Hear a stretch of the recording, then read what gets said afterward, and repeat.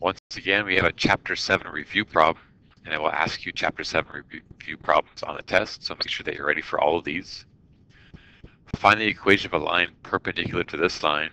Well, the first thing I want you to do is pay attention to the slope. This slope is a slope of 2.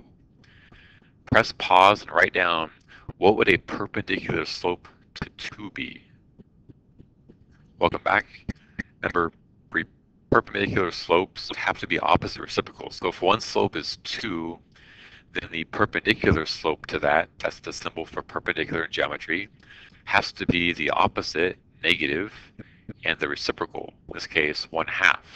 Because you take 2, which is 2 over 1, flip it for the reciprocal, and if this is positive, make it negative. For example, if one slope was, let's say, 2/3, negative, then the perpendicular slope would be the reciprocal, 3 over 2, and also opposite sign, from negative to positive. So that's the first thing you need to know about perpendicular slopes. So now that we know that the new line that we want has to have a slope of negative 1 over 2, because that is perpendicular to the slope of 2. Next up, go ahead and use this point and this slope and try to find the equation of the line. So press pause, do it yourself, unless you already have, and then I'll see you in just a sec.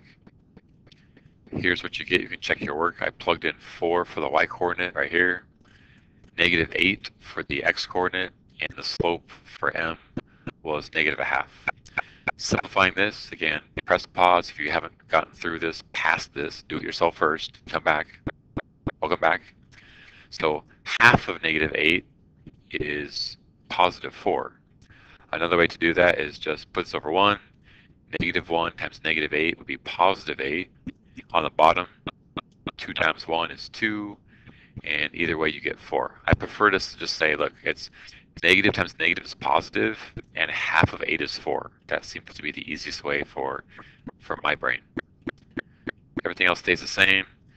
Solve for b, subtract 4 to both sides, and you get that the b value is 0. So now that we know the slope of the line we want, and we know the y-intercept, we're ready to write the final answer. We have y equals a perpendicular slope of -1/2 x, and then there's no reason to put +0, so I'm not going to. There's our perpendicular slope. You can check it. Go online to fooplot right here, FOO plot, there's no space, .com, and you can graph this equation, and you'll see that they're perpendicular, 90-degree angles. All right, see you next video.